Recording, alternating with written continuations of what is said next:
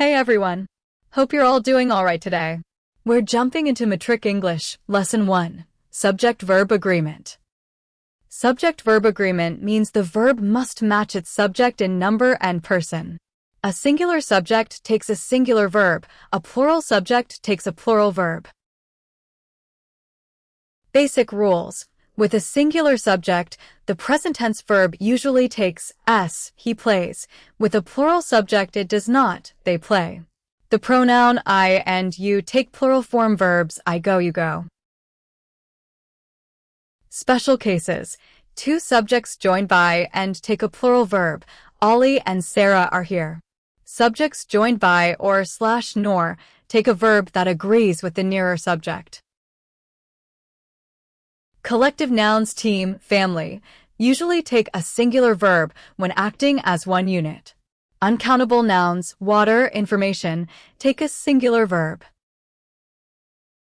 Words between the subject and verb do not change the agreement. The box of apples is heavy. Correct agreement is a common area tested in exams, so learn the rules carefully.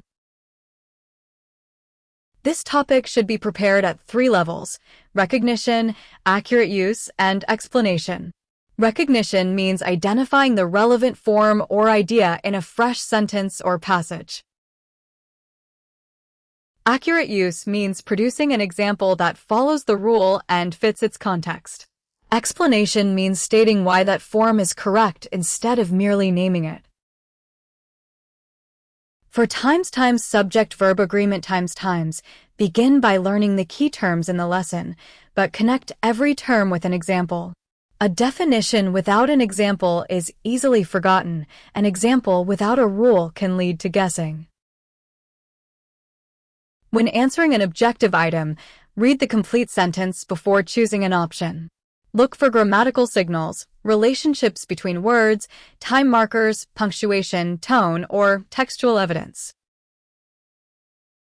Distractors often contain a familiar term but do not fit the sentence. Eliminate options by testing each one against the rule. In correction and transformation tasks, preserve the original meaning, tense, person, number, and logical relationship unless the instruction specifically requires a change.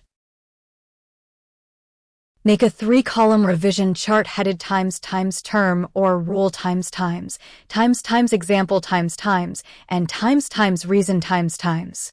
Place the main ideas from this lesson in the first column. In the second, write an original example rather than copying the textbook. In the third, explain the feature that proves the example. Then alter one feature to make an incorrect example and correct it. This contrast helps with multiple choice questions and editing passages. For prose, poetry, comprehension, or composition topics, replace the rule column with times claim times evidence and times explanation times.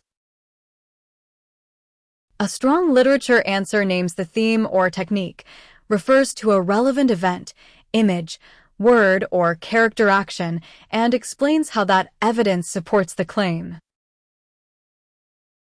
A summary gives the main sequence in one's own words. It is not a list of disconnected details.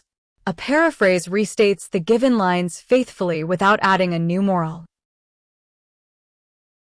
A formal composition follows the required format, keeps a suitable tone, and develops each point in a separate, connected paragraph. Avoid memorized answers that do not match the wording of the question. Do not confuse a definition with a purpose, a theme with a plot summary, or an example with an explanation. Check subject-verb agreement, tense consistency, pronoun reference, spelling, capitalization, and punctuation. In longer answers, use a direct opening sentence, 2 or 3 developed points, and a brief conclusion.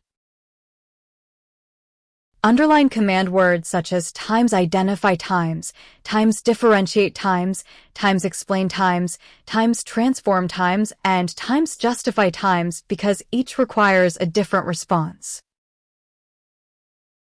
Finally, Practice this topic through retrieval.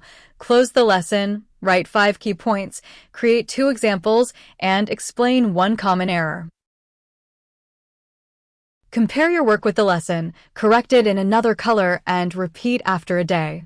This method develops the precise, evidence-based writing expected in Cape K Matric examinations. Practice. Explain subject-verb agreement as an exam topic. Include the main rule or idea, 2 accurate examples or textual details, and 1 common error to avoid. Answer. A strong response states the central rule or theme, supports it with 2 relevant examples or details, explains each example, and identifies a realistic error with its correction. Watch the numbers land in the matching symbols. Check that units cancel cleanly. If they do not, the setup is wrong even before the arithmetic. Practice. Why should a student use a rule example reason chart when revising subject-verb agreement? Answer. It connects terminology with practical use and requires the student to justify an answer, improving recognition, correction, and written explanation. Watch the numbers land in the matching symbols. Check that units cancel cleanly. If they do not, the setup is wrong even before the arithmetic. Okay. That's it for subject-verb agreement today. Next lesson, we'll move on to clauses and phrases. Take care, and I'll see you in the next one.